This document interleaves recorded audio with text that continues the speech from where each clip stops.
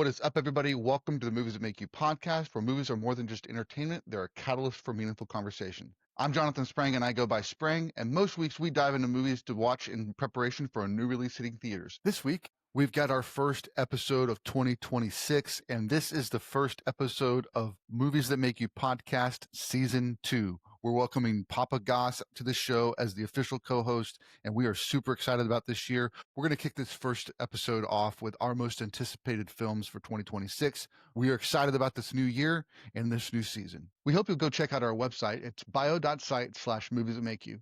There you'll find all of our links to all of our social media channels on YouTube, Instagram, Spotify, and Apple Podcasts. You can also check out our letterbox, which shows you all of our lists on the movies that make you laugh, the movies that make you cry, the movies that make you scream, and everything in between. Before we dive into this week's episode, though, let's take a look at the next few weeks on the Movies That Make You podcast. Next week, we've got the creators of ZombieCon coming back to the show to talk about their top 5 zombie movies of all time. POPpaGoss and I share our top 5s. Aaron and Kyle share their top 5s, and then we actually build the collaborative top 5 list that ends up being epic. All of this in preparation for 28 years later, The Bone Temple, that drops that Friday. The week after that, we've got the Silent Hill movies we're going to be talking about in preparation for Return to Silent Hill, dropping in theaters that Friday. POPpaGoss and I have a special guest, first timer on the show, Matt from Spookyoki. So we're excited to have him on the show to talk about these crazy films. The week after that, POPpaGoss and I welcome Sidekick Inc. to discuss Sam Raimi movies, all in preparation for Send Help, dropping in theaters that Friday. We're going to talk through all of his highlights and his lowlights and enjoy the conversation around this incredible director. Hope those episodes excite you. So without further ado, let's get to the podcast. We are back. The first episode of 2026. We are back with another episode of the Movies That Make You podcast. I am your host, Jonathan Sprang. I am joined by my full-time co-host, Mr. POPpaGoss. What is happening, my man? What is going on, man? How exciting. I can't believe we're in 2026 already. I know, it's crazy. And we've already kind of been living a little bit in 2026 with all. We've already done an interview. We've already done 3 episodes for January. And so we're we've been living in the future for sure. Yeah, it's kind of like we're Marty and Doc, living in the future. Oh man, I can't tell you how awesome it was to rewatch the episode from that we did on Christmas Eve, because I edited it for the podcast version. Oh, yeah. And so just to watch it, and like every time, like I had, and if you haven't gotten back to watch it, you want to go back and watch it. It's great. But every time I called in a new guest, like Colton and Connor and Zeke and Jacob were all just like, what? Yeah, right. Like every single time they're like, what is going on here? So it was pretty epic. But big thank you to all the special guests that helped us out on that episode. And big thank you to you, man. You drove over and popped in physically, just blew their minds. You give them presents. I mean, it was just like the best day ever. And Colton like ran out in the other room and changed shirts so he could put on the shirt you gave him right then and there. Like Kristen was like, he never does that. Like, but it was just like, he was so into it and it was so exciting for them. So man, what a great surprise. Cause you didn't tell me until like the day before. You're like, hey, I think I'm going to drop in. Like, all right, let's try it. Yeah, no, it was just I was already I didn't know for sure if I was going to be driving down on that day or the day before. And we ended up leaving the day before. So we were already there, not too far, like 40 minutes from you. And my son and I just stopped in, and I had my Santa tracksuit that I've had for 5 years. So I thought it'd be fun to just kind of get in the Christmas spirit, Plus, I hadn't met the other boys. I'd only met Jacob in person, so it was fun to meet everybody, and the parents were there too, so that was cool. Yeah, it was a lot of fun, man. Yeah. A lot of fun. We had a good time over Christmas break, I guess. I took the whole week off from work. Kristen wasn't able to, but I was able to take the whole week off, so just be there with Jacob and my parents and hang out. So that was fun. I did some podcast stuff work wise, just to get all of our social media is all updated now to season 2. Got a little bit of color in there. We've got featuring POPpaGoss everywhere as well. And then we launched our TikTok. So go check out TikTok. TikTok's going to be going. So this episode we'll have some clips that go out on TikTok as well, starting with this episode. I just didn't want to put the kids on TikTok necessarily. I don't know. Right. I didn't know how it would hit on TikTok with it being a little bit more. I Yeah. don't know. No, I it's don't know. pro Yeah, it's a just good call. Yeah, it's a good call. YouTube Shorts and Instagram Reels feel like there's a lot more kind of kid content out there. So yeah, so yeah, so starting today, first episode of 2026, we are on TikTok. So be sure to check us out over there. And it's really cool too. Like we got like 50 something followers on Facebook. So help us out, get over to Facebook and get us up to 100 followers on there. That means that when we do a live stream, we can stream on TikTok and Facebook Yeah. and YouTube. So trying to just be where y'all are at, wherever you are, we want to be there. So should be Plus, there's fun. a lot of fun stuff. I mean, we're not even, just scratching the surface of 2026, but there's some cool stuff in the works. So you guys will be up to date on whatever's going on. Both of our lives, like, well, you'll see all the stuff. So make sure you're following because you don't want to miss important things. Absolutely. And I think the first one that we can talk about is we've already announced it, but it's dropping this Friday.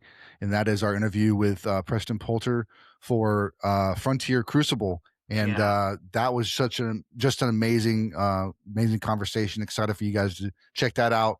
We're going to be doing at least one interview a month. We'll be dropping those on a Friday of that month. And then we're also going to be doing one live stream / watch along a month. And so we haven't scheduled January's yet, but just be on the lookout. Probably every other weekend kind of thing. We're going to have an interview or we'll have a watch along. So there's some good stuff in the works. So like Josh said, be sure to follow us on social media so you know what's happening. Very cool. Well, this episode being the first one of 2026, I've done this now. This will be the third year that we've done this episode. And it's basically Nice. like, what are you excited for in the coming year? And we were going to do like a top 5, that kind of a thing. But there's so much going on. There's so much coming out that I didn't want to leave off things just because we only had 5 spots. I mean, I Yeah. just jumped on IMDb and like I'm at 50 ranked by like popularity. Yep. And there's stuff like Toy Story Same here. 5 is 35. Like, how is Toy Story 5 35th on this list? I know. Mortal Kombat 2 is 37th on the list. Like, this is just Ready or No, Not, Here I Come is it's 40th on. insane. It's crazy. So Oh yeah. many good movies. So I don't know. How do you want to break this down? Do you want to do it like by month, or you want to just kind of We can either do throw that some stuff or out? yeah, or we can just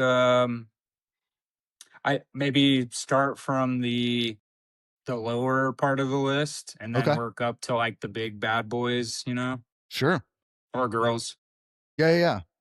Let's hit like maybe 5 at a time until we get to like the top 10 or something like that. Okay. So like I've got this is on Internet Movie Database, IMDb.com. I've got 46 through 50. We've got Jimmy, we've got How to Make a Killing, we've got Clayface, we've got the Legend of Aang, The Last Airbender, and then The Adventures of Cliff Booth. I know that one of those was going to be on your top 5. So what's your thoughts on that Yeah, 5? so well, I can't believe Clayface is that low, but I'm like super amped. I mean, not only they haven't announced if Flanagan's going to direct it yet, but he's definitely going to be involved. I don't know if he'll bring in, James Wan or any, but since James Wan worked on Aquaman, like I don't know if he'll bring him in. I'm obviously James Gunn will be producing it as well, so I'm excited. It's going to be in the Batman universe, obviously, but it's going to be dark and horror-esque, and especially if Mike Flanagan ends up directing it. I mean, I can't imagine what he can do with a character who we haven't seen in live action. We've seen him a bunch on animated and different. He's hilarious on. I don't know if anyone's watched the Harley Quinn cartoon Yes. series. He is one of my favorite characters, and that just because I think it's Alan Tudyk is the voice of him, and he's like all proper and he has his Alan Tudyk isms. But Yeah. yeah, I'm stoked for Clay. they haven't released a ton of information yet, but we just know that Mike Flanagan's involved. So I can't wait. And maybe, just maybe, it'll be in the Robert Pattinson universe of Batman, but maybe they'll just decide to put it in with whatever they got planned. Yeah. And then obviously Adventures of Cliff Booth, I'm super stoked for, because that's a Yeah. character who Brad Pitt won an Oscar in Once Upon a Time in Hollywood. I know a lot of people aren't happy with Quentin Tarantino right now, but that movie is fantastic, and Brad Pitt is incredible in that role. And actually, one of my all-time favorite directors is doing this one, David Fincher.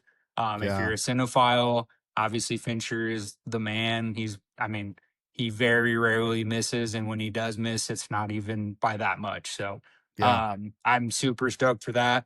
I don't know a ton about. I've seen bits and pieces of the cartoon Last Airbender. Mm-hmm. I know it's a popular series.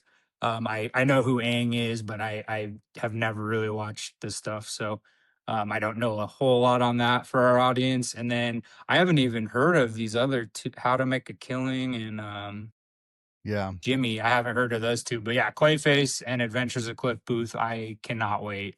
Yeah, absolutely. Yeah, I'm with you on both of those. And I'm kind of with you also with Last Airbender. Last Airbender. I've seen. I mean, we saw the M Night Shyamalan version, which was awful. Um, but and I've watched some of the cartoon when it's been on, when the boys have yeah, had it on. And they were fans of that. I think for me, the best part about Last Airbender was that it gave us Dave Filoni, sorry, yeah, who then gave us some of the best Star Wars content ever. So that's cool. But yeah, I mean, I think I think they're trying to make it legit. And they actually also did a series recently on Netflix for right. Airbender. So I heard it'll it's be, good. Yeah, yeah, I heard good things about that.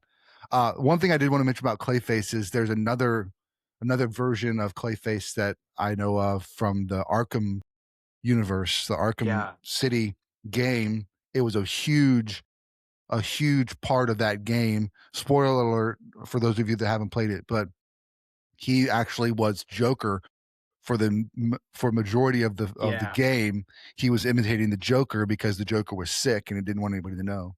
So he was acting like the Joker, being the Joker, and then you had to fight him at the end, and then ended up the real Joker came out, kind of as a surprise and all that stuff. So Such a great game. So if you guys yeah, play video games out there, like, and you haven't played any of the Arkham games, it is, especially if you're a fan of Batman, it is yeah, the must, absolutely, because you've always dreamt of being Bat. Like, this is your shot.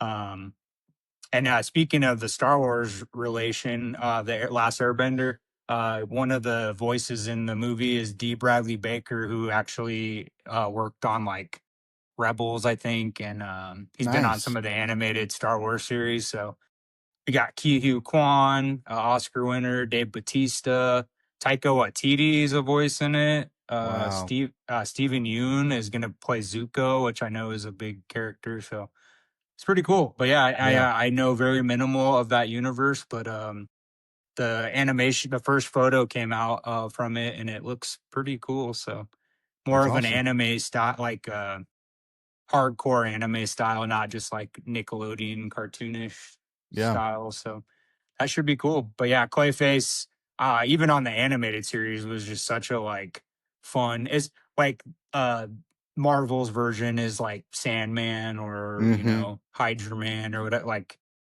kind of conform into anything, and pretty cool. But yeah, Clayface in the Batman the Animated Series was so cool when I was younger. So I can't wait for them to bring it to real. And I'm really hoping they use a lot of practical effects, knowing Mike Flanagan's hands on it. So mm-hmm, I that makes me even more excited to see it. So yeah, absolutely. Cool. All right, the next five. This is 45 through 41. We've got Fokker in Law, Crime 101, Shelter, Ebenezer: A Christmas Carol, and then Violent Night 2. ooh, we were just So talking about Violent Night. yes, yeah. So on these, I mean, I definitely all of these sound interesting to me. This is kind of like what I was saying, like, how do you do a top 10 when there's so many bangers Not that Right. any of these are going to be like your best movie of the year, but we all love the Fokker universe. The Right. Fokker verse, if you will. Yeah. We all love Chris Hemsworth with this movie that's coming out, like I think in January. Crime 101 looks like a little bit of like Baby Driver, but more serious. He's and it's interesting. It's fun. It's a caper. It's all that stuff. You got Jason Statham in Shelter, which is just like you're gonna get. You know what you're getting. You're getting a fun action movie, and then you got Violent Night 2, which is Santa Claus is taking out bad guys. I mean, it's like this is great. And then you throw in as Ebenezer a Christmas Carol, throw in another iteration of Charles Dickens' classic novel. So I mean, it's just those are some fun movies, and that's 41 through 45. So it's just going to keep getting better. Yeah, Crime 101 was directed by the same guy who did American Animals, which is on a true story. Yeah, Really underrated movie. I know it didn't, I don't think it had a huge theatrical run, but I remember I watched it a few times when it hit streaming, and I thought it was great performances, really cool story. So I'm excited to see what he does with a bigger cast like Chris Hemsworth, Mark Ruffalo, and you're pairing up Avengers. So what yeah, more can you ask for? exactly. Well, and then you got Catwoman in there too with Halle Oh, Berry. yeah, that's So right. Yep. yeah, so I mean, it's gonna be a lot of fun. I mean, Heck yeah. it's I think it's releasing in January. So for those of you that don't know, January is kind of somewhat considered a dumping ground for movies that aren't going to do great, but there's nothing else coming out, so they just drop them in Right. January. But in recent years, we've gotten some really solid horror movies in January. We got some that are going to come up on this list that look pretty fun too. This one's going to be in January, so that usually means it's not going to be great. But then you go on with low expectations, and then you're like surprised by how much fun you had, Yeah, right? Like exactly. it's good. It's good stuff. Yeah, Violent Night 2. I mean, I really enjoyed David Harbour as Santa Claus in Violent Night, the Right. first one. Yeah. It was just fun, different take on the thing. And I actually have, if you want to go check us out on Letterbox, I've got a list on there called because all of our lists are make you laugh, make you cry, make you scream, right? So I've created one this year that's make you scream at carolers, and so it's Christmas horror movies, so holiday horror movies. So Violent Night 2 is definitely going to be on that list, and so is also some other great horror holiday films like what just came out, Silent Night, Deadly Night, a remake. I went and saw that a couple weeks ago. So lots of fun like holiday horror out there. Also, I just was looking at Ebenezer: A Christmas Carol. It was directed by Ty West, who did the X trilogy. It's starring Johnny Depp as Scrooge. Daisy Ridley is in it. Ian McKellen is in it. Rupert Grant is in it. So that's very intriguing, actually. I didn't Yeah. know that. I hadn't even heard of that announced. So Ty West doing a Christmas Carol tale. It doesn't look like from the synopsis they're gonna make it a like a horror film. I'm sure he'll have his like Right. horror esque things with the ghosts of past, present, and future. But yeah, Johnny Depp's riding the comeback train. So hopefully that'll be pretty fun. Absolutely. All right, next five. We got 36 through 40. Starting at 40, going down. We got Ready or Not 2, called Ready or Not Here I Come. We've got People Nice. We Meet on Vacation. We've got Jumanji 3. That's with The Rock and Kevin Hart. We've got the Mortal Kombat 2 film Oh, with Johnny so Cage. good. And then we've got The Breadwinner with Nate Bargatze. Nice. So yeah, I mean, what are your thoughts on some of those? Yeah, I just saw the trailer to The Breadwinner yesterday actually, and it looked. I mean, I like Nate as a comedian. I think he's a clean comic, but he he's been around for a long time. He's just now getting kind of his like recognition and getting super popular, which is cool. So I'm happy for him. He seems like a good guy. Um, yeah, Mandy Moore, I think, plays his wife in the movie. And it looks fun. I mean, it's like your typical. I don't want to call it a rom com, but like a family comedy, but like kind of with some adult humor. Mm-hmm. Um, think like the Ed Helms Vacation, but it might not be that mature. But yeah, like that style of movie.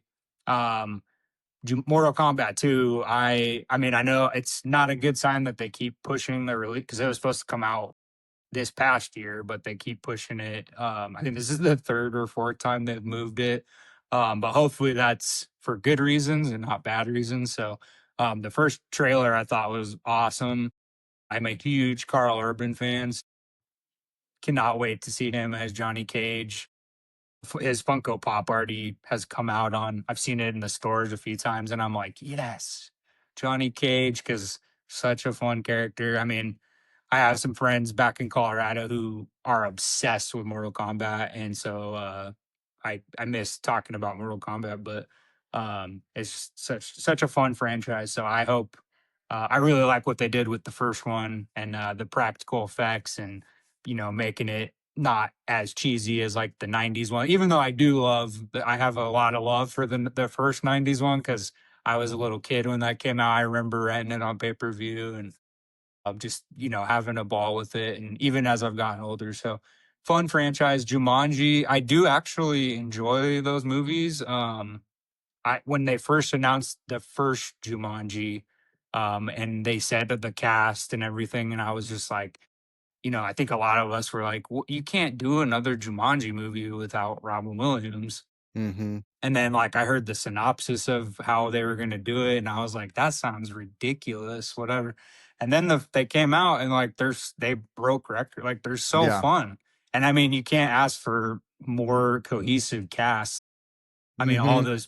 all four of the main people do comedic timing and work well with each other. Like they're all best friends in real, like Kevin Hart and Dwayne the Rock Johnson are best friends.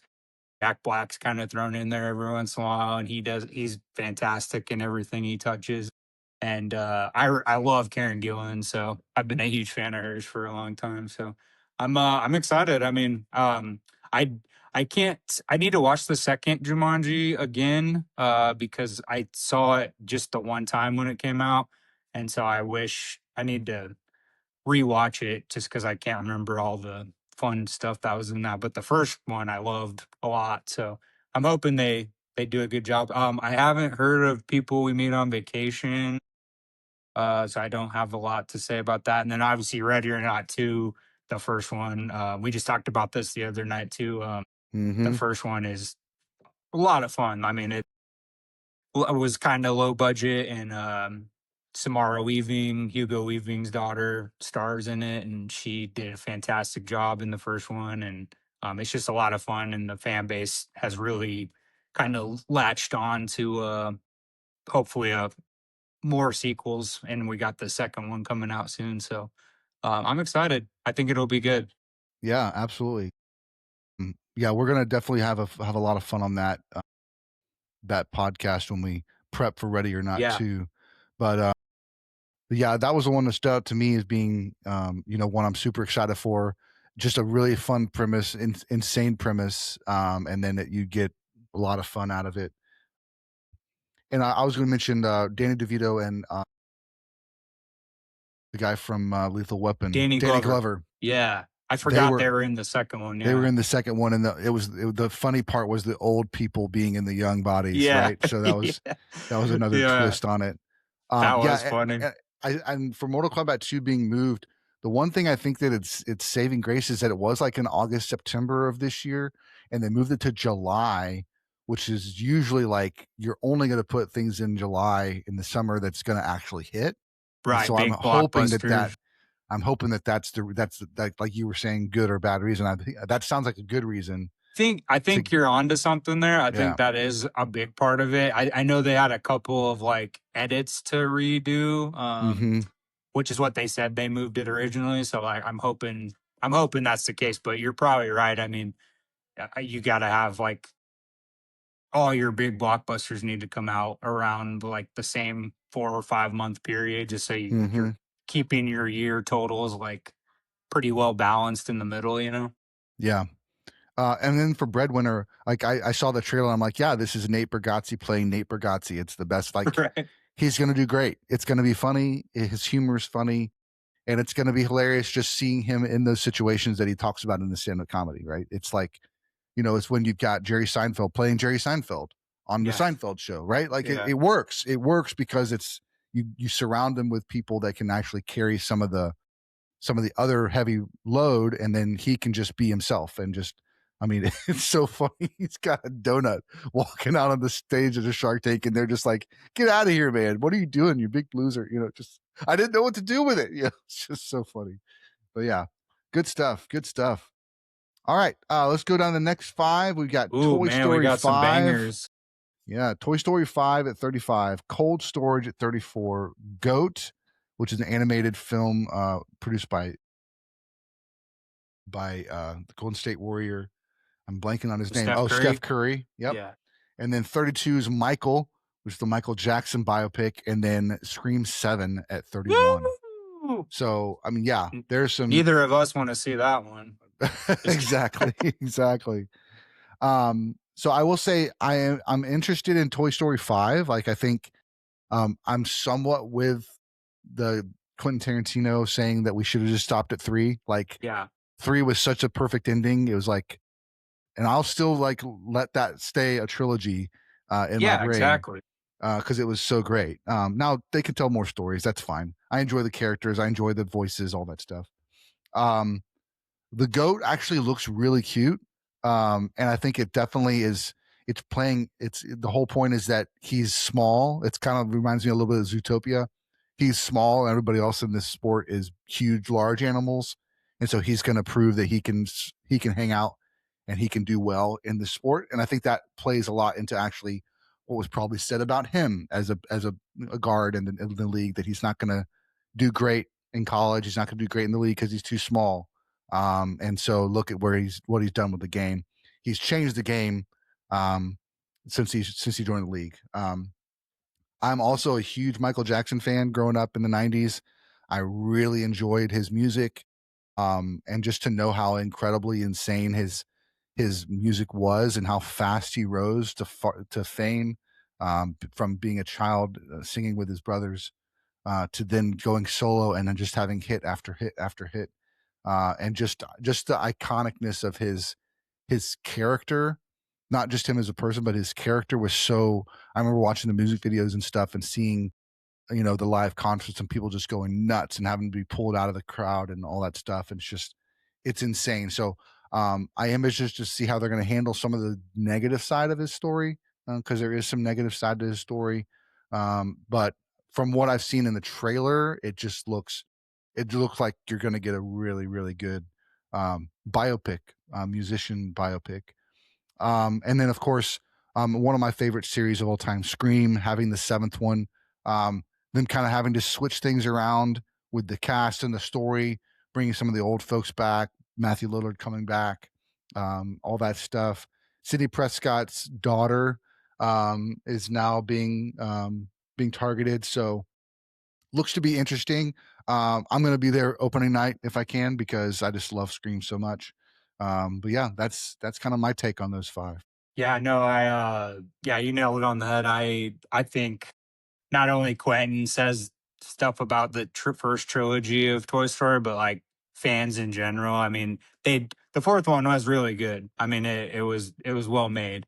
But yeah, like the third one just ended so well, and that I don't think they originally had even as much money and people who love the franchise. Like, I don't think they envision having to like make more sequels down the road. Um, and I mean, they even have like the spin-off ones on like Disney Plus, like the little short films from Toy, and it's like Mm-hmm. the actual voice actors and stuff. But I mean, I'll watch it. I don't know if I'll go to the theaters to see Toy Story 5, but I'll be interested to see what the story is and everything. Um, I was looking at this, what's it called? Cold Storage, yes, Cold I know. I storage. skipped that one. I saw Yeah, the the trailer for it writer this weekend. It's so great. So the writer of that movie is David Kep, and he's worked a ton with like Spielberg and Sam Raimi, and Mm-hmm. like some of his writing credits. You guys will be like, "Holy crap!" I mean, he's written Jurassic Park, Toy Soldiers, Carlito's Way, The Shadow, Mission Impossible. Snake Eyes, Stir of Echoes, Panic Room, Spider Man, A Secret Window, Zathura, War of Worlds, Indiana Jones and the Kingdom of the Crystal Skull. We'll forgive you on that one.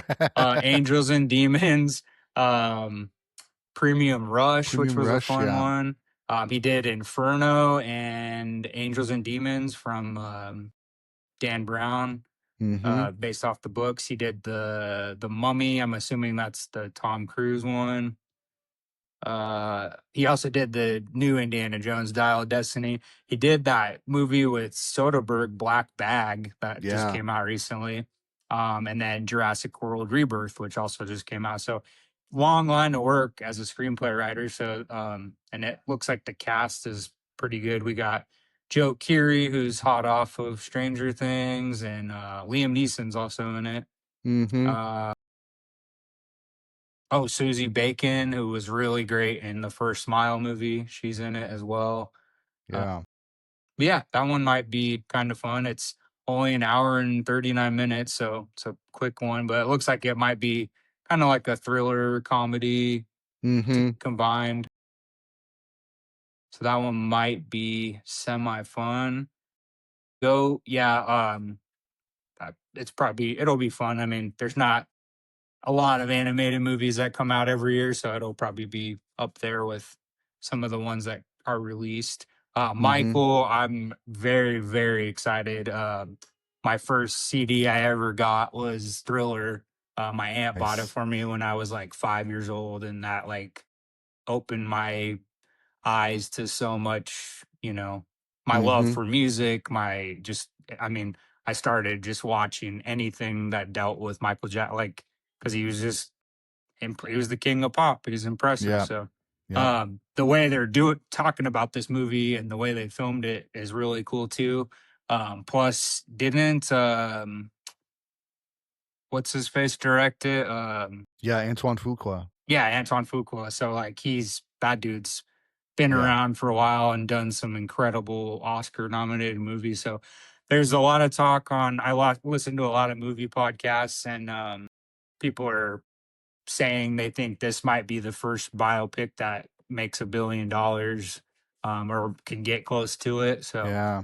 if anybody can do it, it's bigger than life Michael Jackson. So I'm excited for that one. And his nephew is playing Michael Jackson in the movie. Yeah. So his real life nephew. So I mean, they didn't just go find some nobody. It's somebody that is family. So pretty cool. And then obviously Scream 7.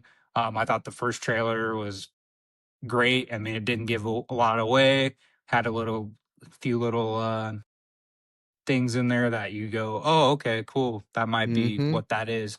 Um, and I've enjoyed the sequels up to this point, so I'm excited to see what they do and how they bring Matt back. I'm assuming it'll be like they did with Skeet in the last one, but who knows? Maybe he's still alive. I don't know. Yeah.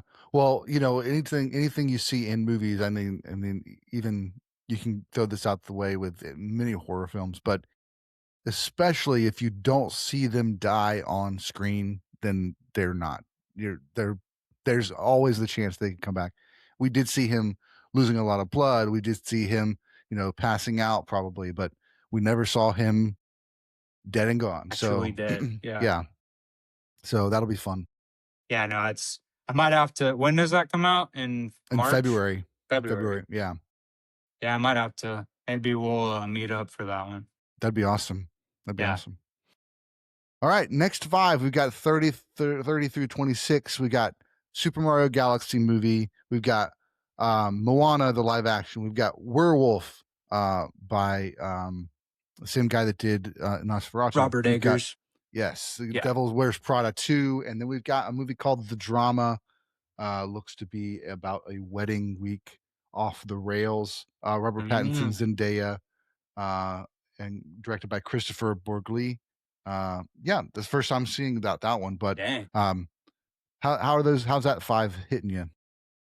That's another good 5.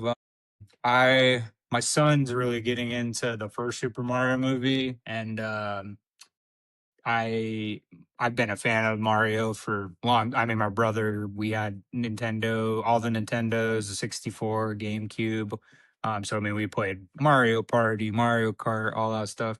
And I thought they did a fantastic job with the first movie. So I'm really excited. This one's going to incorporate Galaxy, Super Mario Galaxy, which will be cool. So I think it'll Mm-hmm. be. I thought the teaser was nice because it didn't really like give you much. It just that title of the Galaxy logo alone was cool enough. Lana should probably be really good. I mean, I know that's a popular franchise. My son, he likes the first one, some of the music in it. So I'm sure we'll end up watching that when it hits streaming. Werewolf, I mean, obviously ecstatic for Robert Eggers, I think is one of, Mm-hmm. if not one of the most talented. He's definitely a top five director working today. Just the way he uses shading and black and white, and just the way he can film a dark movie the entire way through, but make it his own thing and more vibrant with every scene that he does. Like what he did with Nosferatu. I mean, even if you don't like the movie as a whole, like that movie was shot so incredibly well. And a lot of credit Percent. goes Yeah. to his cinematographer that he works with. But yeah, I mean, werewolves, awesome. I'll watch anything with werewolves, and if Robert Eggers is doing it, it's going to be pretty cool. He's gonna have his own little twist on it. I'm sure we'll see his boy Willem Dafoe will probably pop up. I'm assuming Mm-hmm. yeah, he's already cast in it. So he likes to work with people he's already worked with. Actually, it looks like most of the Nosferatu, Aaron Taylor Johnson, Willem Dafoe, Lily Rose Depp, and Ralph Ineson are all in the Oh, movie. So I'm assuming Aaron Taylor Johnson is gonna be the star. So that should be awesome, and I can't wait for that one. And then, sorry, I just scrolled up. Devil Wears Prada 2. It's been a long time since I've seen the first one. It is fun. I mean, you mm-hmm. can't go wrong with Meryl Streep. It's a fun one. Oh Looks like they're man, bringing in Sydney Sweeney into that. wow, that So kind of makes sense for the time. Well, they got to modernize it, so mm-hmm. they'll try to draw the younger crowds that like her with the old crowds. So should be good. And then that drama, yeah, I'm like you. I haven't heard about that, but I mean, shoot, Robert Pattinson and Zendaya. I mean, sign me up for that all Yeah, day. absolutely. Yeah, I'm with you on Galaxy. I mean, Zeke loves Mario. He loved the first movie, and so we're gonna be at the theater probably to watch that one. Moana live action. I mean, it's one of the most recent. This is probably the closest where they've turned animated into live action. I mean, that Right. Moana is not very old, and to them to already kind of turn that into and like you said, it became super popular because of the subject matter, plus the music. Lin-Manuel Miranda just blew up after Moana. Yeah. He was already popular because of Hamilton, and then that just kind of put him on a world stage in a different way. And yeah, Werewolf, Robert Eggers. I mean, I've loved all of his films. I will have to say, The Lighthouse was a little bit rough to watch, um, Yeah, but it's out it's, there for sure. but I think the but everything that he does well is still highlighted, even if the story is a Oh little yeah. odd. It still is Yeah. highlighted. Anxious to see what they do with the Devil Wears Prada 2. That'll be a fun one. Kind of bring in Meryl Streep and Anne Hathaway back for that. So should be good. Cool, cool. All right, here we go to our Another good five coming up another here. 5 hitting right here. Number 25, Star Wars: The Mandalorian and Grogu. Number 24, The Bride. Number 23, Return to Silent Hill. 22, Masters of the Universe, and 21, Narnia. Ooh. Yeah, this is a stacked list, man. You've got Greta Gerwig coming off of her huge Barbenheimer explosion, pun intended. And then her next project is Chronicles of Narnia. So I'm very interested to see her take on this. I grew up reading the books, knowing the stories, and all the kind of the inside out of those stories. They tried to do a series. They did 3 movies in like the 6-book series. It was kind of around the Lord of the Rings time, but it was just a little bit more. It wasn't as well received. I think the first one did fine, but then it was diminishing returns on the next 2. So I am excited that they're doing it. I think it'll be cool, and I think Greta Gerwig's take on it is going to be a unique one. So I'm anxious for that one. Masters of the Universe. I think this is one that I don't even know what to expect. I grew up not being allowed to play with He-Man or watch He-Man, Right. and I still haven't seen the original with Dolph Lundgren, but I'm planning to before we see this one. But this one's also got, you know, other crazy actors in it too. Marina Baccarin, Idris Elba, Jared Leto.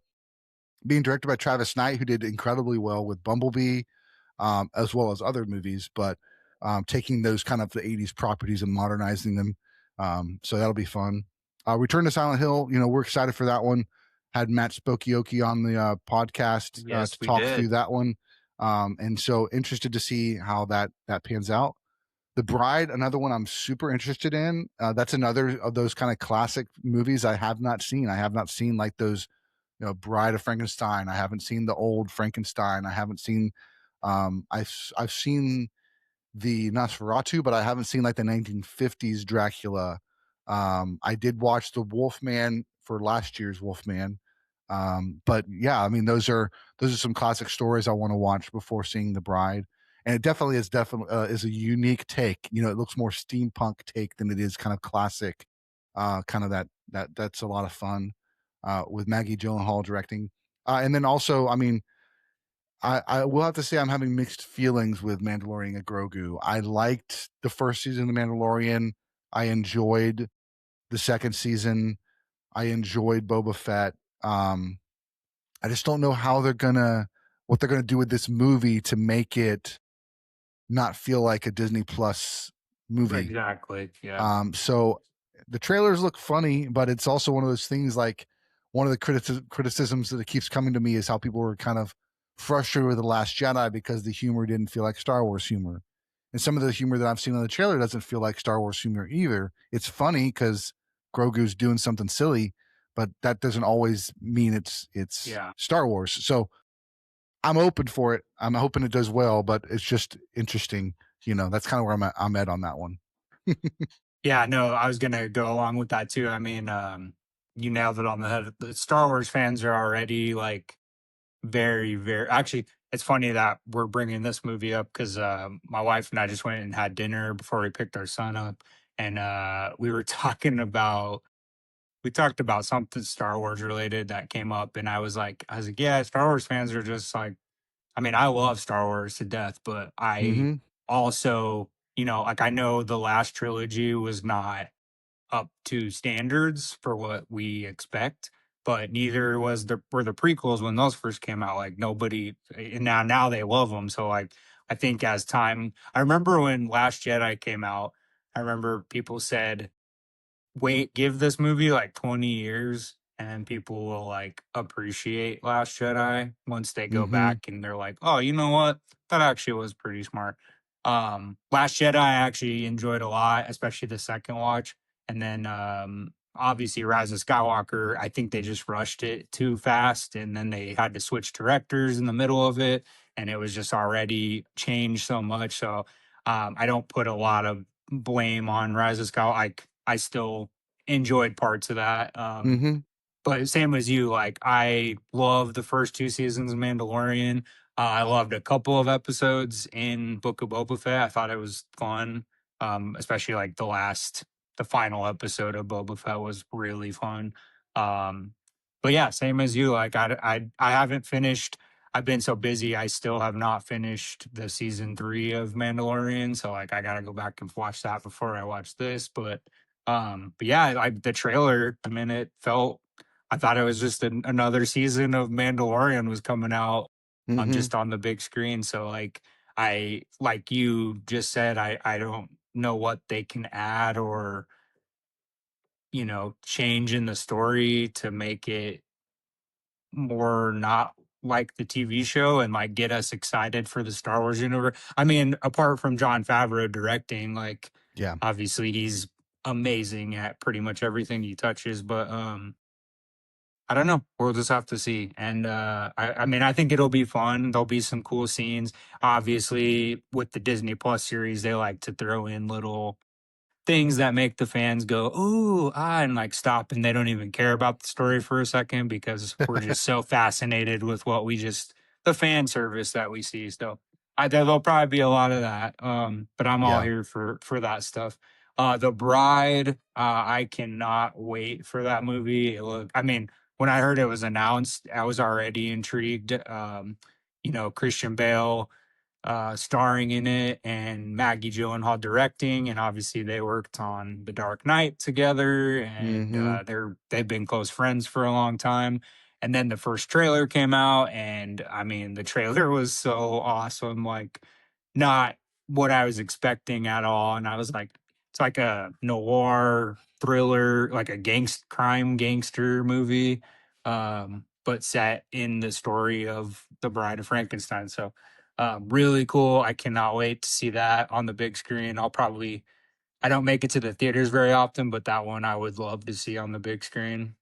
Mm-hmm. Return to Silent Hill. I'm excited. I'm intrigued, only because the second one that we got years ago didn't wasn't the best movie. The first one was pretty solid, and you guys will have to check out our episode coming up to prep you for Return to Silent Hill. But we're excited. I mean, I think it'll have some cool stuff. They're bringing back the director of the first movie, so that should be somewhat of a help. Mm-hmm. Masters of the Universe. I wasn't like you, like I wasn't not allowed to watch He-Man and stuff, but I've never really like dove into the Masters of the Universe realm. Like I've watched bits and pieces of things here and there because I have a lot of friends, especially my Funko collector friends who like are obsessed with Masters of the Universe and retro Mm-hmm. stuff and all that.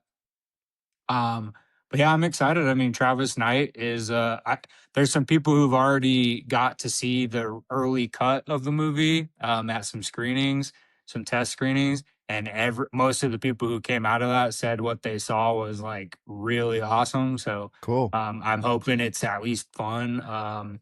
Especially for because you're gonna want to get the people who don't know a lot about it, and the people who do know a lot about it, you're definitely want to please them. So like I think Travis Knight did a great job with Bumblebee. He also did a Kubo and the Two Strings, which was like claymation, which was awesome. So he's worked on a lot of claymation, like Paranorman, which is one of my favorite animated films, and so he's really talented. So I'm excited to see what the final product looks like. And then Narnia, I read those books as a kid and I loved them. And I actually was a big fan of the first two movies that they did. Yeah. Especially, I remember seeing Prince Caspian in the theater, and I thought it was awesome. I thought it was so much fun, and I know they just over the years have been trying to do more sequels and do remakes and stuff like that, and it just has never panned out. But I'm hoping putting somebody that's ascending in the directing world like Greta Gerwig, I think that'll be good for all of us who love movies. So Yeah. it'll be cool. Nice. All right. Next up, we've got Sam Raimi's Send Help at number Yeah. 20. We got Wuthering Heights at 19. Project Hail Mary at 18. 17 is The Rip. And 16 is Supergirl. Ooh. What you got? So I'll start from 16. So yeah, Supergirl. All of you, I'm assuming, have seen James Gunn's Superman. She had a real quick end credit scene. But the trailer just dropped. I believe 2 week or last week. I think was the first teaser trailer for Supergirl. So looks awesome. I know. Jason Momoa is playing Lobo, which is like a really Mm-hmm. popular under the radar DC character. So I heard he's gonna be really great in it. And I think the girl looks the part. I don't know her very well. I know she's been on like Game of Thrones and some other stuff, but I mean, she looks the part. I really liked Kara, what's her face, who played her in or no, Flash. that not yeah, I forget her name, but anyway, the she played Supergirl recently in The Flash, and I thought she Hmm. was really good. One of the bright spots of that movie. Yeah, Sasha But Kelly. yeah, yeah, that's yeah.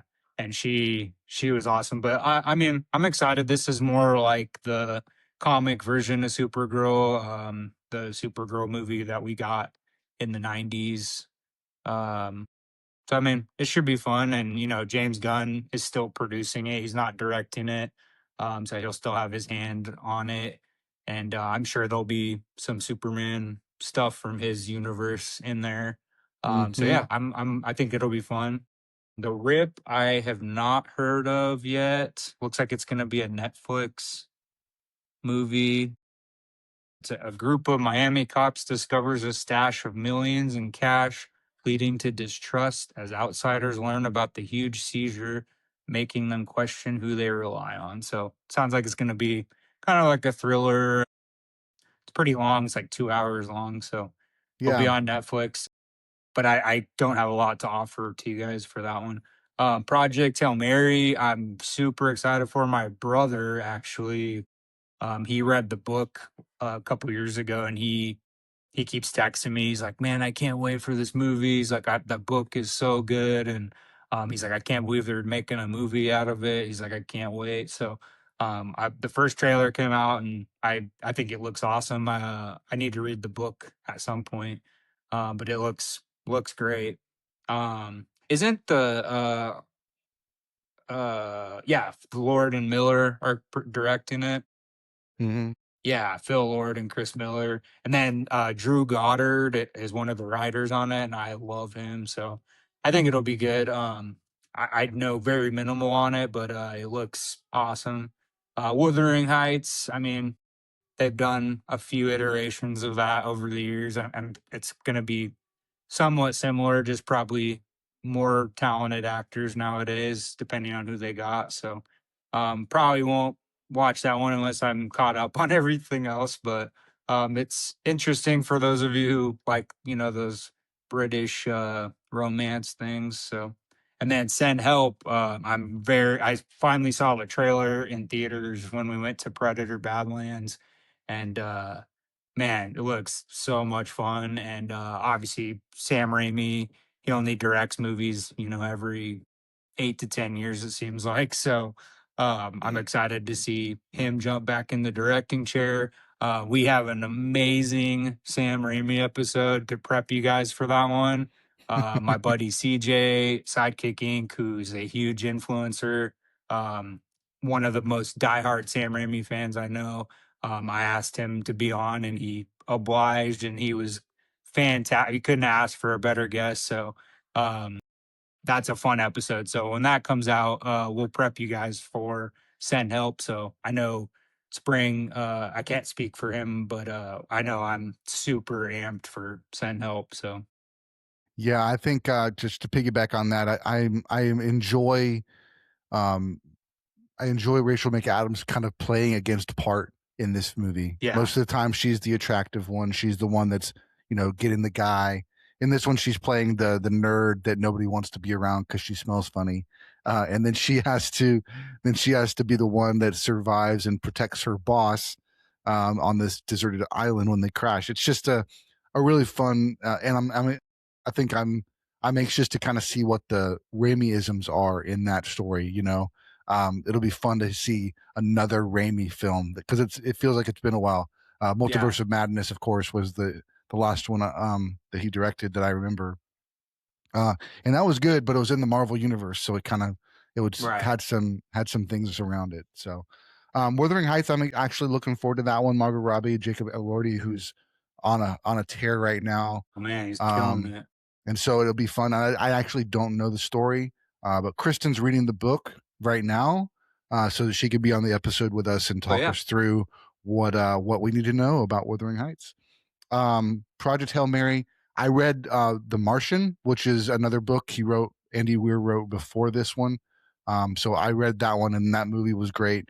And so I'm really anxious for this one. I haven't read it, but yet, but it definitely is one of those that was on the radar. Everybody was talking about it. The Rip, I did want to mention Matt Damon and Ben Affleck are in it. They're playing some of those cops. I do remember seeing a trailer for it, but it was earlier this year, so I guess they postponed it.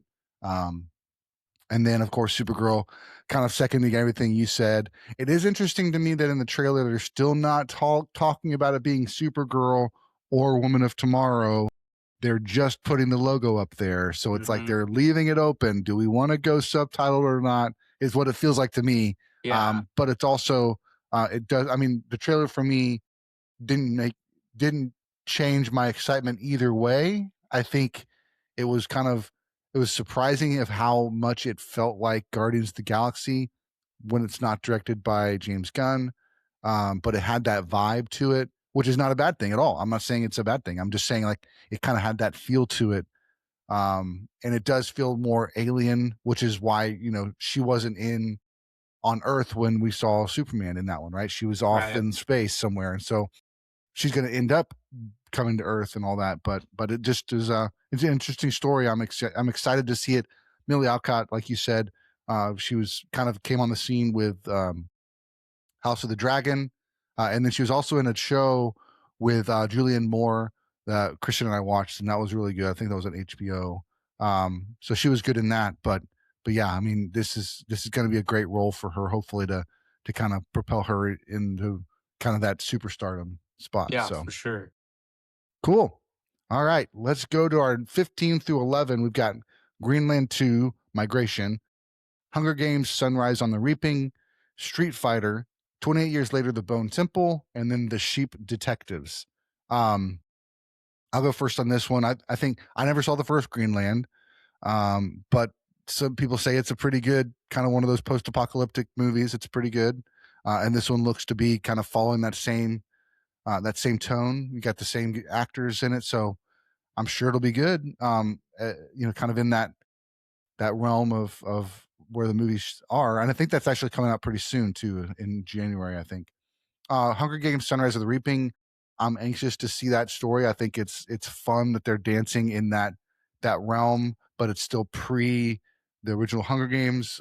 So I don't mind them doing that. I think it's good. I enjoyed the Songbirds and Snakes, and I think I'm looking forward to seeing what they do with the next story. Street Fighter.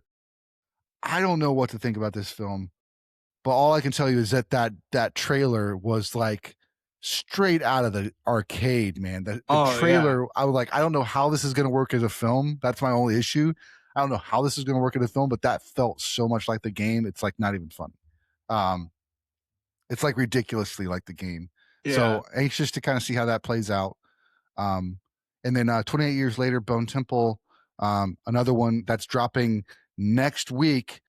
ZombieCon creators Aaron Anye and Kyle Valle joined us again to talk through their favorite zombie films, and so we are going to have them to talk about that. That'll be dropping next Monday, so very excited for that too. I'm looking forward to that one. I think this is the second in a proposed trilogy of the 28 Years Later storyline, so that's fun. And then Sheep Detectives looks hilarious.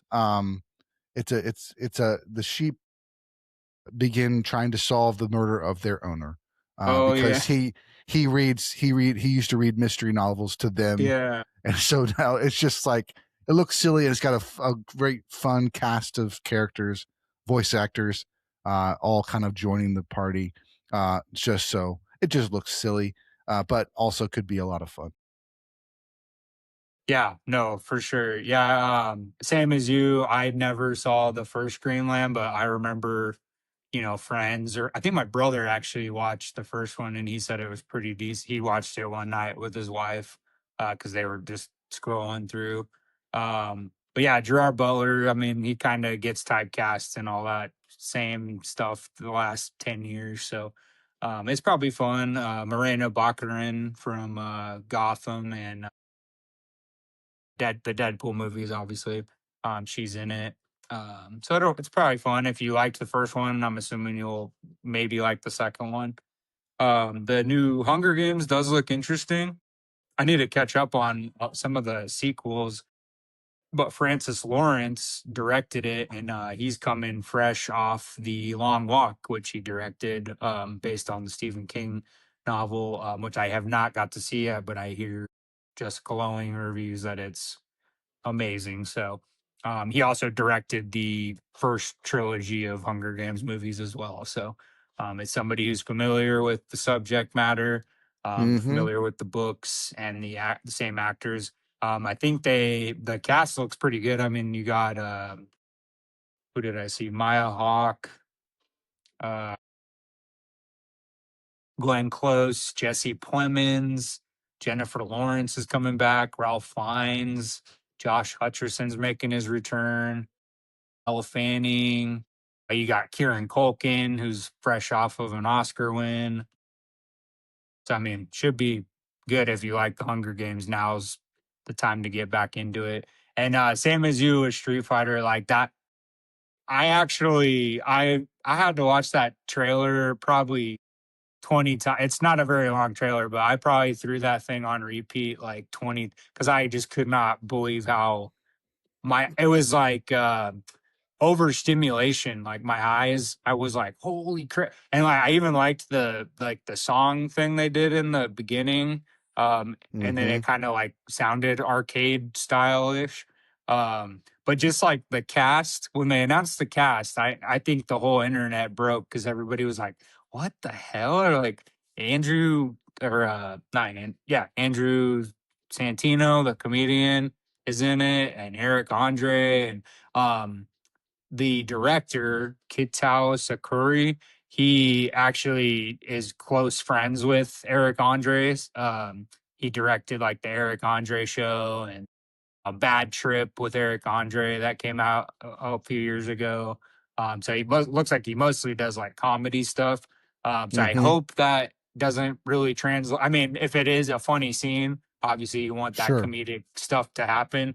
But yeah, like this cast is just you look at it and you don't even think it's a real you don't think it's like a real cast. Like you Mm-hmm. got David Dashelman, who I love. He's gonna be M. Bison out of anybody that I would have picked. I don't think I would have seen him as that character. You got Mm-hmm. Jason Momoa as Blanca. You got 50 Cent as Balrog. Orville Peck, who's an incredible artist. He's playing Vega. Cody Rhodes, the wrestler. I mean, Eric Andre's in it. Kyle Mooney from Saturday Night Live is playing somebody. So like just a wild cast of characters. But if you haven't seen the teaser yet, go watch the teaser. Just be careful because it might overstimulate you to the point of like you won't be able to like go to sleep. So I'm excited. I want to see what the final product looks like because I think it looks like a lot of fun. And then obviously you already touched on 28 years later. The Bone Temple, I think it looks awesome. I enjoyed 28 years later. Um, Not quite, my expectations weren't quite as met as like the original 28 Days Later, just because that's such an epic film. But I love the, ingenuity that they had with the iPhone cameras and setting up different rigs that have never been used before to do cool Mm-hmm. shots in the movie. So I'm hoping that this one's really cool. I think it will, and I'm excited to see the final episode that we recorded with Aaron and Kyle because it was awesome. They're such wonderful people, and we just love talking cinema in general. So I'm excited for that one. And then obviously Sheep Detectives, after he started talking about it, I remember seeing the trailer for it. Yeah, that looks cute. I mean, that looks like a total movie I would just throw on and kind of have fun with. So I'm excited. Nice. Yeah. All right. We are at our top 10. This is not our top 10. This is the IMDb sort of by Holy popularity top 10. smokes. So it's There's some good nuts. ones though. 10, Dune Part 3. 9, Mercy. 8, Madden. 7, Spider Man Brand New Day. 6, Disclosure Day. Run it down. What are you thinking on this five? Yeah, we got some epic ones. So obviously Dune Part 3. I also have to say Dune Part 3 is coming out the same weekend as Avengers Doomsday, and they're calling it Doomsday, kind of like what they did with Barbenheimer and everything. So um, crazy that they decided to put those two together. But I mean, for us people who love movies, I mean, that's a pretty solid weekend when those two come out. The first two were, I mean, incredible. I think that subject matter and those movies and that story was meant for the people who worked on it to do, because there's nobody that you could have do those movies today better than them. So that Mm-hmm. one's awesome. Mercy, Mercy, I do remember seeing the trailer. That one looks, I don't know if it's gonna necessarily be really solid as a whole, but it looks fun. I mean, it looks exciting. I mean, it looks like a crazy thriller set in the future, with Chris Pratt, and now Rebecca Ferguson's awesome. So I think she'll be great. Madden looks pretty interesting. I mean, I'm a huge NFL fan, and I've been following. I used to play the Madden games all the time, and I'm like the fact they got Nick Cage to play John Madden and Christian Bale's going to play Al Davis, and like that's so insane. Mostly prosthetics, but it looks awesome. Um, my parents got to go to a Super Bowl when I was a kid. They got tickets from my dad's boss.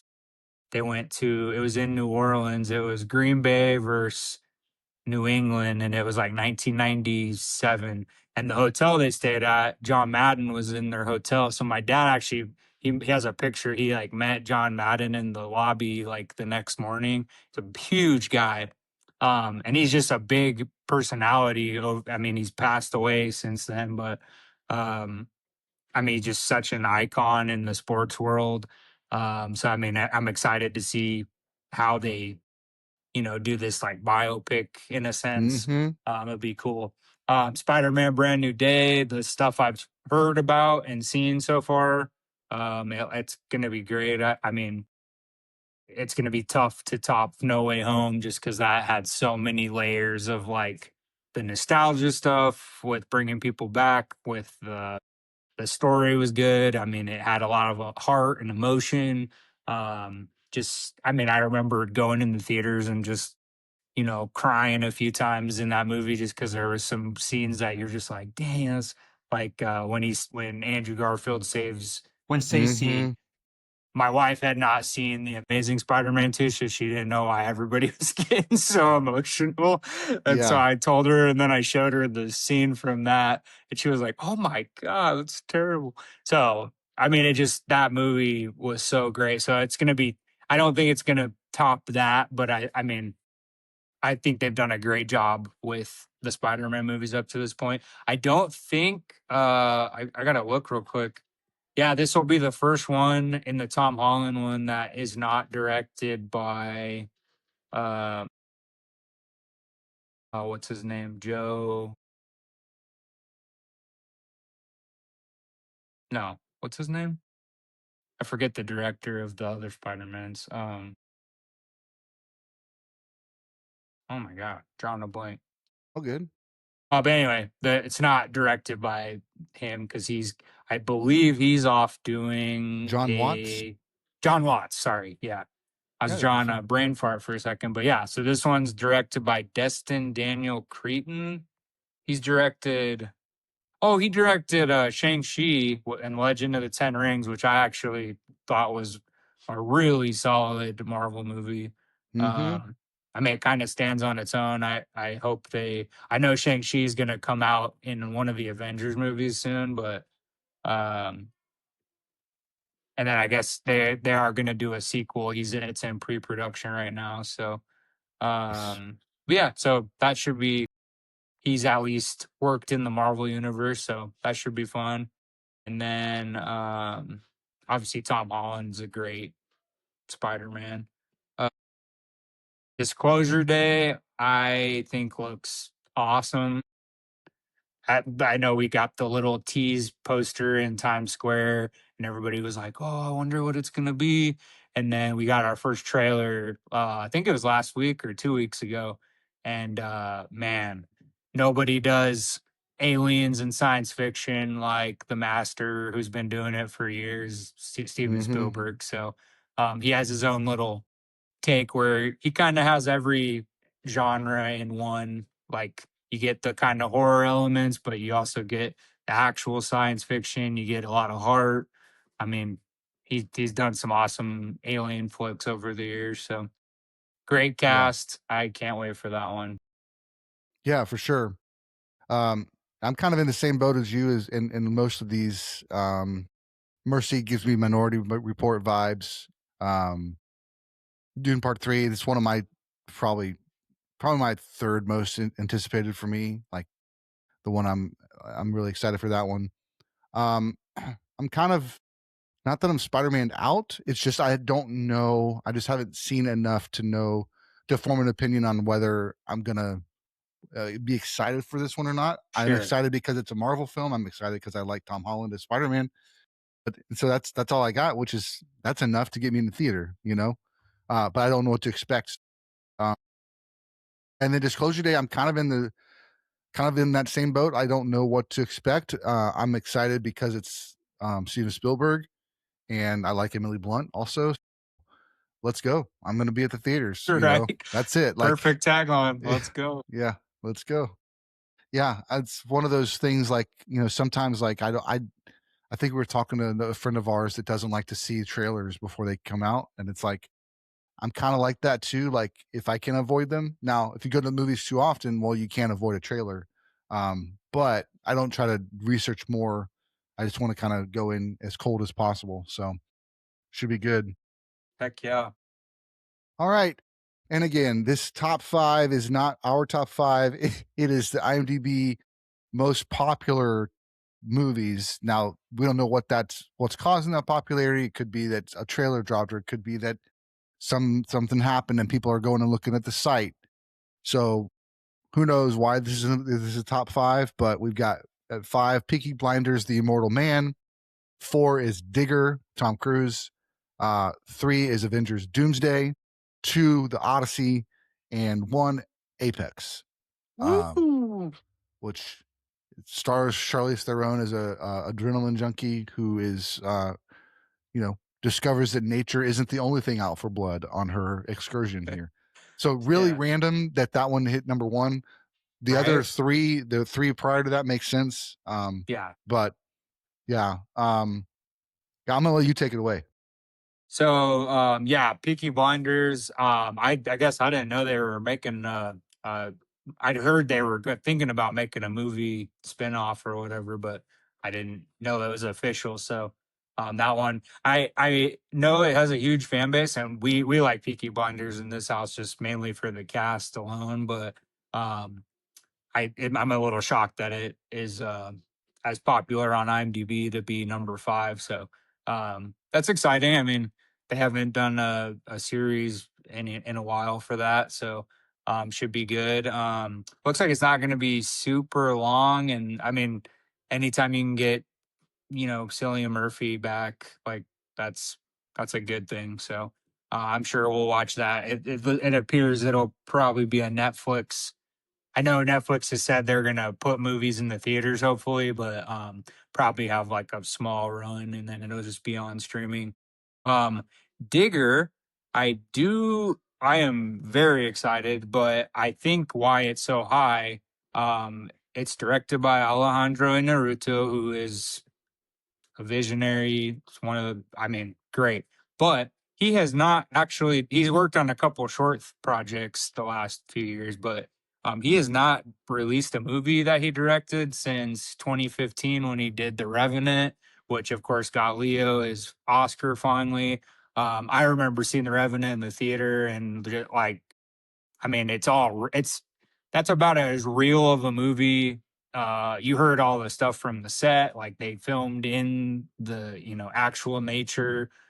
Leo was like eating fish out of the water, and like actually got in a carcass of an animal. Like, it's crazy stuff. So when people are like, he didn't really have much words. Why did he win an Oscar? I'm like, well, A, he had a long career where he got screwed out of an Oscar, and B, he was literally living in the frontier days. So that's why he won an Oscar. But in Naruto is the man. I mean, Birdman, one of my favorite movies ever made. Um, he has this style about how he shoots things. Just a fantastic director. I mean, you go back to his early work. So when they announced this recently, I was excited because he's making his return to directing. But the star of the movie is going to be Tom Cruise, and you can't make Hollywood cinema without like our last true Hollywood star, Tom Cruise. So like, it's gonna be, say what you will. People, when I worked at the video store, wouldn't rent movies with Tom Cruise because of how he is in real life. But like I don't care. Like that dude puts butts in the seats. Like that guy Mm-hmm. loves cinema more than anybody I know that I listen to. So I'm excited. Digger is not it's not going to be in my top like two, but it's high up there on my list for 2026. Obviously, Avengers Doomsday we have next. We all know why that one's going to be huge. I mean, it's they're trying to get people back into Marvel because they had a few not bad years, but few rough years financially. They just didn't make as much on some of their movies and their TV shows, but they're well received still because they still know how to make stuff. So I think, bringing all these back, like the X-Men actors and, obviously Robert Downey Jr.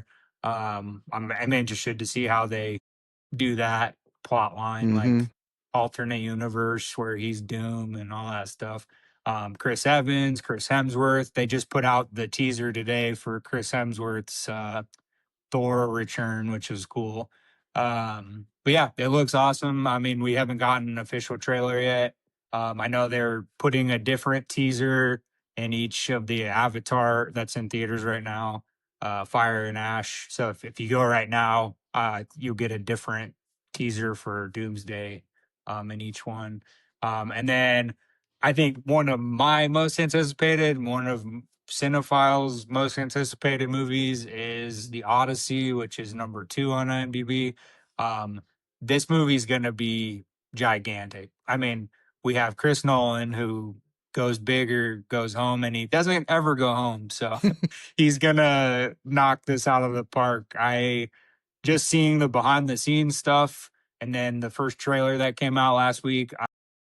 That's another trailer that I watched probably 20 times already because I can't wait to see the trailer on a big screen. I cannot wait to be in the theaters watching this on the biggest screen possible because I mean it's gonna be something for us. I mean, we've had some big movies that were meant for the big screen over the last 20 years even.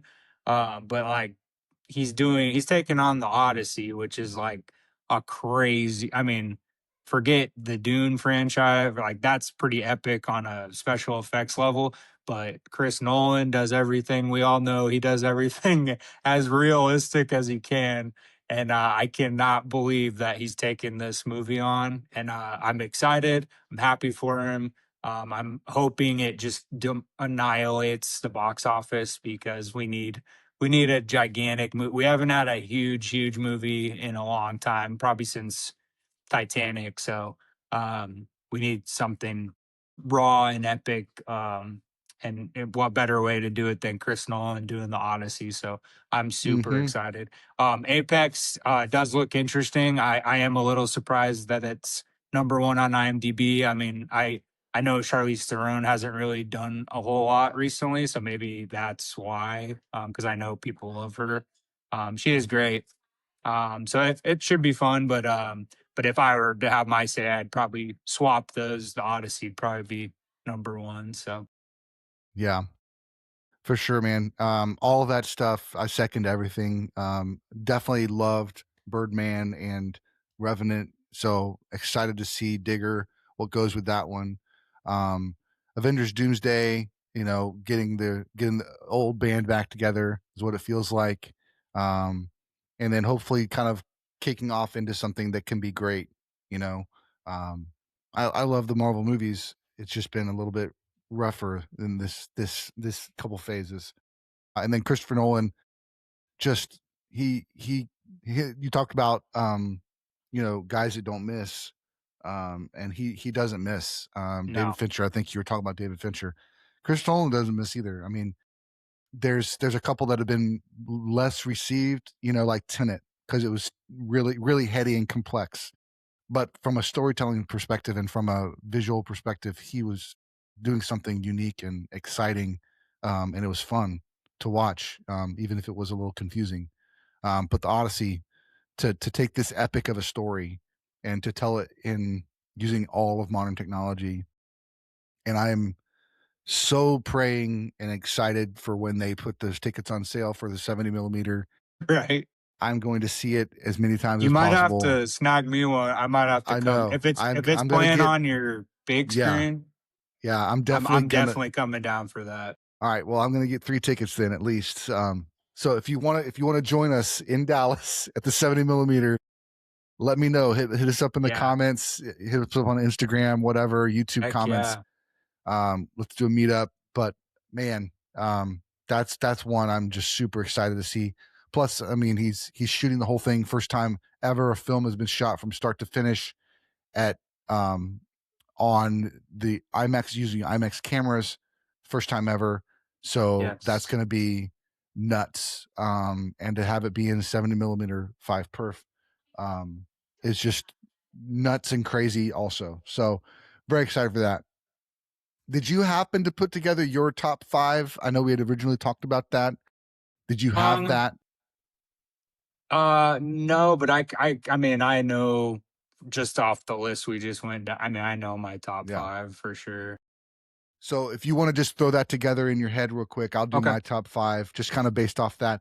Funny enough, Werewolf is my number five. Nice. That one jumped up just as we were talking, just because like I really enjoyed Nosferatu and I really like that director's style, and I want to see more from him. And so I think him tackling this other from that same kind of era is just going to be cool. Number four, Scream 7. Can't it has to be in that top five. Number three is Dune 3. Um, it probably could have gone above my number two, but I feel like I still have so much anticipation for number two being Avengers Doomsday. I want it to be good. And then number one is the Odyssey. So that's my top five. And I'm gonna create a list on Letterboxd and throw my top five, or I'll throw my top 15 for this Yeah. year in I there. need to start doing that too. I'm so bad about that. So my number five is the Odyssey. My number four is the Odyssey. My number three is I don't even know, a little Christopher Nolan movie called The Odyssey. No, Yeah. my number five, yeah, not in any particular order, but I'm gonna go with you too. Like I'm super amped to see what Robert Eggers does with a werewolf movie, just because of how what he did with Nosferatu. I thought it was so good. So I'm gonna throw that in my top five somewhere. Digger, I gotta throw that in there just because I've been a fan of in Naruto for so long, and he hasn't done a movie in almost 11 years. I'm excited. Very intrigued. I mean, to get Tom Cruise to be your lead, I'm sure he signed up right away. Tom just loves Mm-hmm. cinema, so I can't wait to see the two of them work together. Um, the Odyssey is still probably going to be my number one, but if I had to throw a couple more in there, I mean, I am really excited for Doomsday. I'm not. I don't know if I would. I mean, I think I'll still throw it in my top five only because I'm anxious to see some of the old like X-Men people show up because like the X-Men movies I love. So like X2 is one of my favorite Marvel Mm-hmm. property movies that I've ever seen. And then Dune 3, obviously. So I think my top five will be Werewolf, Digger, Dune 3, um, Doomsday and the Odyssey. Yeah. Yeah. Fair enough. Fair enough. Only one different, we're very similar Yeah. in that respect, but You guessed but it. yeah. Uh, but guys, there's so many. That was just the top 50. It Right. keeps going. So we hope you are excited for this year. Go to the cinema, go to the movie theater. Yes. Don't just stream it. It's better together. It's better when the bigger screen. It's better with the sound. It's better with the crowd. Like, We have to save cinema. we have to. We want to see more things like the Odyssey. We want to see more things like Sinners and Weapons, and things like that hit our theaters and have that communal experience of enjoying a film together. Speaking of that, just went and saw Kill Bill, The Whole Bloody Affair a few weeks ago. Sold out theater. So awesome. Just sitting there for 4.5 hours. But that's so great to hear. It was so amazing. Everybody's laughing, everybody's cheering, all the right things are happening. And nobody's on their phone. That was the best part. So yeah, theater movies are meant to be communal. It should be good. But that's our episode today. That's our most anticipated films of 2026. What's your most anticipated film for 2026? Throw it in the comments. We'd love to hear from you. And so until next time, keep watching movies. See you guys later.